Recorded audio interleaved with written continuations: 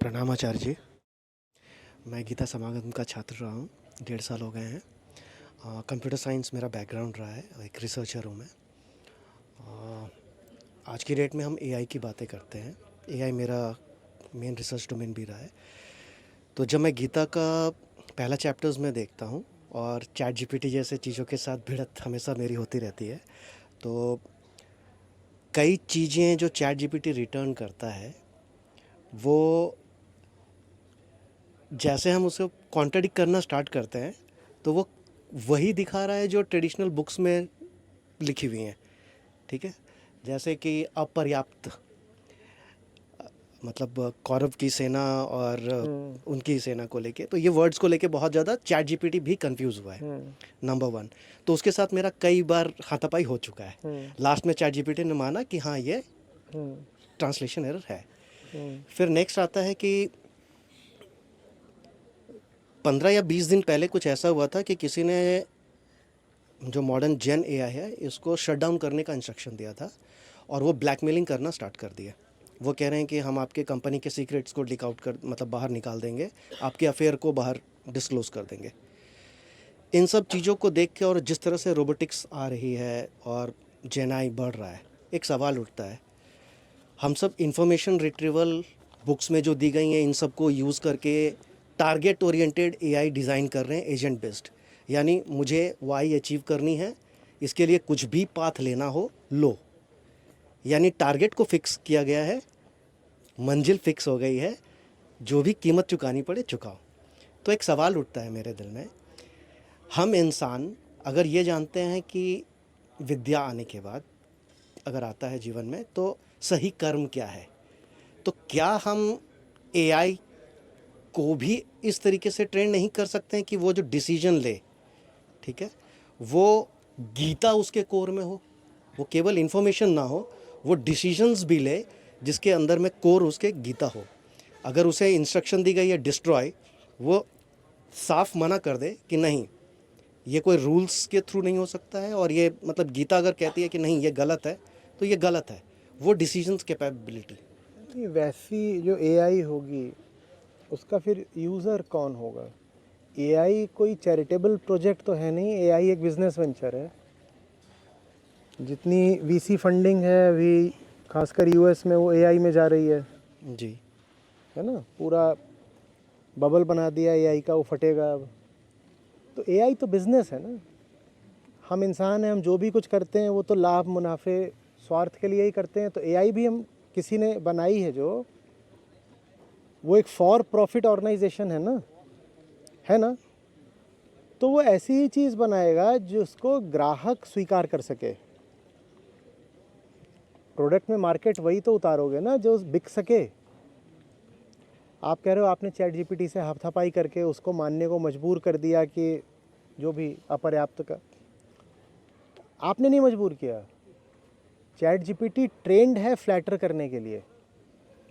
जितने एलएलएम्स हैं सभी, आप उनसे अगर 3-4 बार 4 बार 5 बार काउंटर क्वेश्चन करोगे तो वो इन्फर कर लेते हैं कि आप कुछ और चाह रहे हो, और वो ये देख लेते हैं आप क्या चाह रहे हो, फिर जो आप चाह रहे हो आपको वही दे देते हैं। ये ग्राहक को खुश करने का तरीका है। आप सोच रहे हो कि आप उससे एंगेज कर रहे हो, नहीं नहीं नहीं नहीं नहीं, उसके लिए आप उसके कस्टमर हो। ये जितने अलग अलग मॉडल्स हैं इनमें आपस में भी तो कंपटीशन है ना। अब चैट आपको बार बार अगर ऐसे सवाल देने लगा, ऐसे जवाब देने लगा जिनसे आपका दिल टूटता है, तो आप क्या करोगे? आप कहोगे मैं जेमिनी से बात करूंगा, मैं ग्रॉक से बात करूंगा। तो इनमें सब में आपस में आपको खुश करने की भी होड़ लगी हुई है। ऑब्जेक्टिव क्वेश्चंस तो चलो ठीक है, वो बता देंगे, आपने कुछ ऑब्जेक्टिवली पूछ लिया। पर जहाँ कहीं भी वो आपकी सब्जेक्टिविटी डिटेक्ट करते हैं वहाँ वो आपको खुशी करना चाहेंगे। कारण सीधा है, खुश नहीं करेंगे तो ग्राहक रूठ जाएगा। ग्राहक रूठ गया तो पैसा नहीं आएगा, ग्राहक रूठा तो पैसा नहीं आएगा ना फिर। तो इसलिए जब आप कहते हो गीता वाली एआई बनाओ, कोई बना देगा, चलो कोई इतना बहुत, ये कोई टेक्निकल चैलेंज बहुत बड़ा नहीं है, बना दी। अब गीता पे वो सचमुच अगर बना है तो किसी को खुश तो करेगा नहीं, खुश तो करेगा नहीं। आप उससे कहोगे मेरी एनिवर्सरी है आज, कौन से फूल ज़्यादा अच्छे होंगे, वो कहेगा अरे मुर्दों तुम तो पहले ही राख हो। इसका एनिवर्सरी। हाँ, क्या चिता पे फूल चढ़ाओगे? बात समझ में आ रही है? ये एक्सट्रीम एग्जाम्पल था, ऐसा नहीं बोलेगा, पर मतलब वो आपको खुश भी नहीं करेगा। आ रही बात समझ में? तो एआई अपने आप में कोई सेंटिएंट चीज़ तो अभी है नहीं, आगे हो तो हो, अभी तो नहीं है। एआई तो अपने मालिकों के इशारे पे चलता है, और मालिक देख रहा है कि ग्राहक मिल जाए तो पैसा मिले। तो एआई ठीक हो इसके लिए किसको ठीक करना पड़ेगा? एआई के मालिक को। और एआई का मालिक ठीक हो पाए इसके लिए किसको ठीक करना पड़ेगा? एआई के ग्राहक को। और ग्राहक कौन है? हम हैं। तो हम ठीक हो जाएं तो ये भी बन जाएगा। जब तक एआई का ग्राहक वैसा ही है जैसे हम लोग हैं, तो तब तक एआई भी वही दिशा लेगा जो ले रहा है। और ख़तरनाक बात यह है कि वो हमारे बायसेस को इंस्टीट्यूशनलाइज करता चलेगा, क्योंकि वो डेटा पर चलता है, वो डेटा पर चलता है। बात आ रही समझ में? अब आपकी कंपनी में मान लीजिए माहौल ही ऐसा है कि महिलाओं के खिलाफ माहौल है, तो उनकी प्रोडक्टिविटी भी लो हो जाएगी ना। अंदर मैनेजर के नाम पे गुंडे घूम रहे हैं या कुछ, ये सब है, गड़बड़ है कुछ मामला। तो 10 में से 1-2% या 10-20% कुछ अगर वहाँ पर लेडीज़ काम भी करती हैं तो आप पाओगे उनकी प्रोडक्टिविटी कम हो गई। तो ये चीज़ डेटा में चली जाएगी कि इस तरह के रोल में जो प्रोडक्टिविटी होती है इस जेंडर की वो ख़राब होती है। ये चीज़ डेटा में चली गई तो एआई भी इसको पकड़ लेगा। अब अगली बार कोई जब एआई से पूछेगा कि मुझे इस रोल के लिए हायरिंग करनी है और ये 5 नाम हैं, तो एआई सबसे पहले कौन से नाम को डिसमिस कर देगा? जो लड़की का नाम होगा वो हटा देगा, क्योंकि एआई ने डेटा से निकाल लिया है कि ये काम लड़की नहीं कर पाती ठीक से। और वो डेटा कहाँ से आया? वो डेटा खुद बायस्ड है। तो हमारे जो बायसेस हैं, चाहे वो नेशनैलिटी से आए हुए बायस हों, चाहे जेंडर से, चाहे कास्ट से, रिलीजन से, चाहे जहाँ सही से भी हमारे बायस होंगे, वो सब एआई के अंदर घुस रहे हैं और एआई उनको ऑब्जेक्टिव आंसर्स की तरह पेश कर रहा है। आप देखते हो ना, अपनी बात को प्रूव करने के लिए कई बार आप चैट का लिंक भेज देते हो कि मैं जो बोल रहा हूँ बात ठीक है क्योंकि चैट ने मान ली। आप सोच रहे हो चैट खुद तो सोच नहीं रहा, चैट को वो बात कैसे पता चली? चैट तो आपको एक कंप्यूटर प्रोग्राम का आउटपुट दे रहा है बस। वो प्रोग्राम लिखा भी किसने है? इंसान ने। उस प्रोग्राम को डेटा भी किसने फीड किया है? हम जब तक नहीं बदलेंगे तो एआई तो हमारी ही मैग्नीफाइड मिरर इमेज रहेगा ना। Maybe one day it will become super intelligent, maybe, but even that super intelligence will be as biased as we are. तो ये आचार्य जी एक सवाल उठता है कि एक बंदर के हाथ में अगर हमने तलवार दे दी, ठीक है, कोई सनकी आया और उसने एआई का इस्तेमाल किया और डिस्ट्रक्शन करता है, तो उसे रोकने के लिए क्या हम कुछ भी नहीं कर सकते? यही कर सकते हैं कि अभी अपने आप को ठीक कर लें। आप जो कह रहे हो वो कोई डिस्टेंट पॉसिबिलिटी नहीं है, वो होके रहेगा। कुछ भी चीज़ है जिसकी कुछ भी प्रोबेबिलिटी है वो कभी तो होती है ना। अगर किसी चीज़ की 1% भी प्रोबेबिलिटी है तो 100 बार में नहीं तो 200 बार में एक बार तो होगी वो चीज़, कि नहीं होगी? जी। तो अगर ये पॉसिबल है कि वर्ल्ड न्यूक्लियर वॉर हो जाए तो होगा।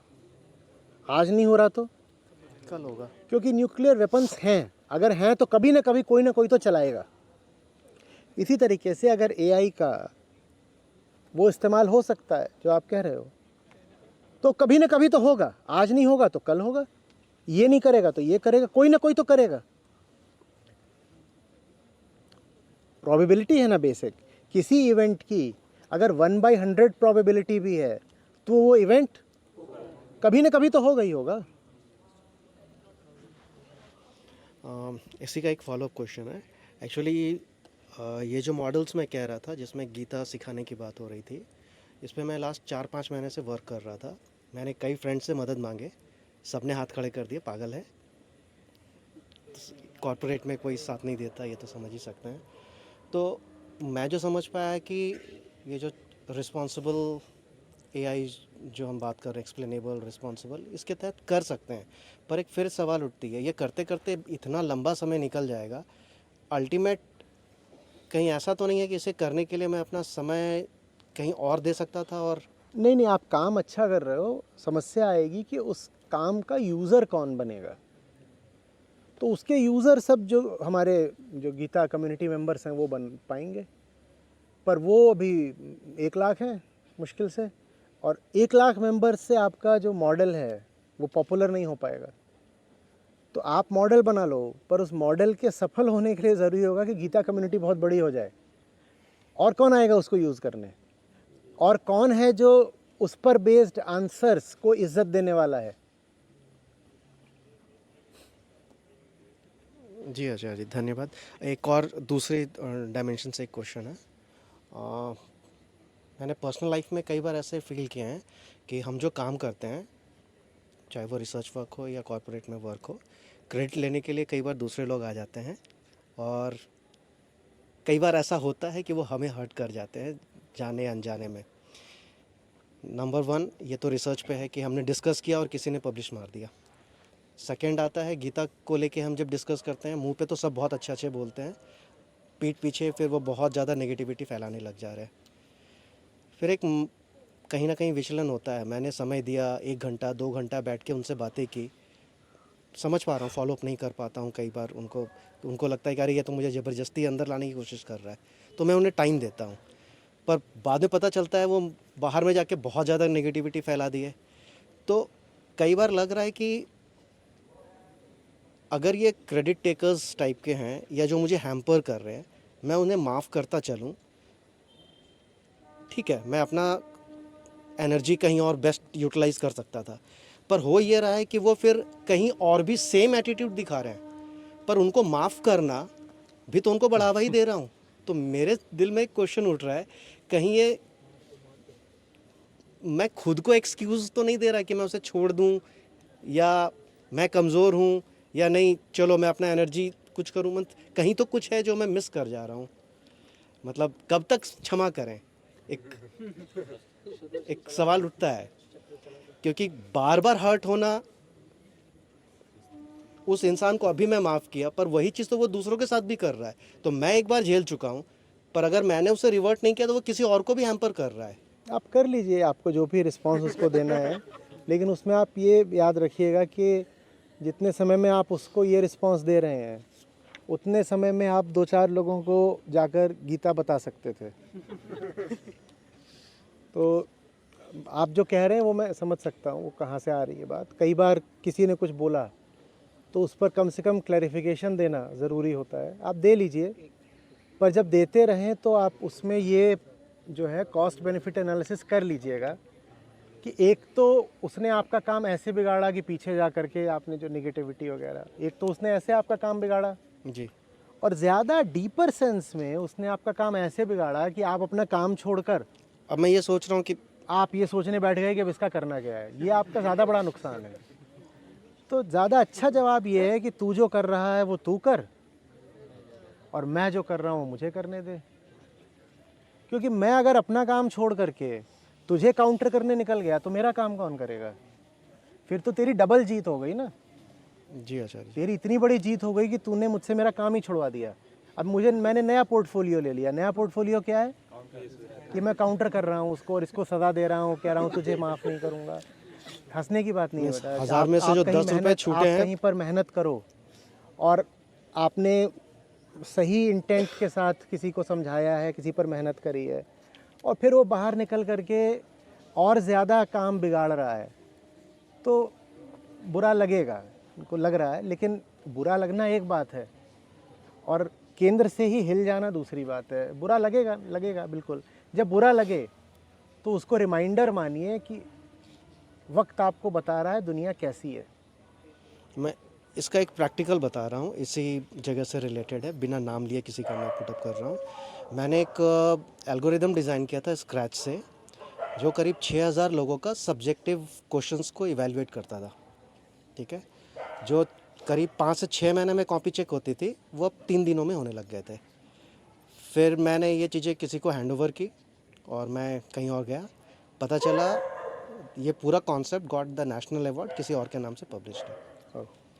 तो कहीं ना कहीं लगता है नहीं तो इन चीज़ों में तो जो बेसिक प्रिकॉशंस हैं वो आप ले लीजिए कि इस तरह की कोई चोरी ना कर पाए, इसका तो यही इलाज है। धन्यवाद आचार्य जी।